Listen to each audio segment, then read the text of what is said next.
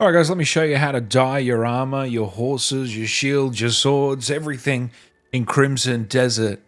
Funny how something so simple requires a guide. This game is very much like that. As you can see, I'm rocking the Dan Allen Gaming blue. I want to see you guys rocking it out there.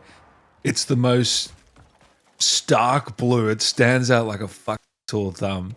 Anyway, you can do go into the journal and you can do a quest that goes through the dyes. It's called Brightening the Spirits.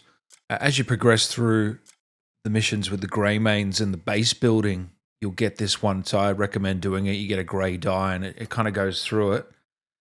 So definitely do that. Now, when you want to actually go and dye something, this is where the blue dye is, by the way. I'm showing you here if you want to rock that Dan Allen. I had the red dye, which again it really does stand out. Follow me along here. Now, dyeing is interesting because you can buy dyes from different dye vendors across the land. So this guy obviously has blue, and you buy the blue and you can dye blue here, but you can't dye anything else but blue with this guy.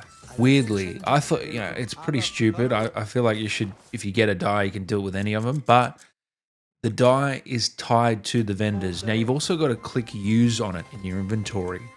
Once you use it, then you go back to him. Then you can start dyeing it. It's bizarre. It really is a bizarre system. I think a few tweaks, they could fix this right up. But essentially, you can go through... It is cool. You can go through every sort of element of every piece of armor. Obviously, some things can't be dyed, but most things can be dyed. And I mean... I've got the frost cursed armor here. It looks pretty. The blue. It's a bit too blue.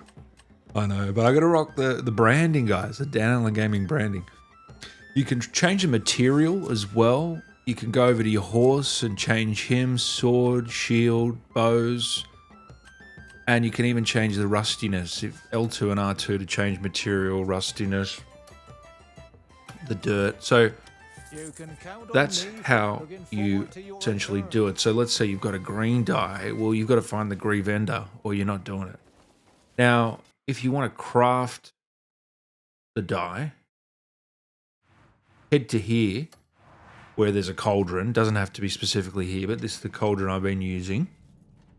And you press square to craft or whatever your binding is. And you essentially can craft dyes as well. R2, there's the dyes that I've collected so far that I can craft. And you essentially get the ingredients and craft it, and then you would have to use it again, bring it to the vendor, as I said. So hopefully this helps, guys. I got this sick shield too. That this shield does end up looking alright. Ready? I'm going to skip it here so you can see. See, look at the shield. Turned out alright. Come on. Fits the branding.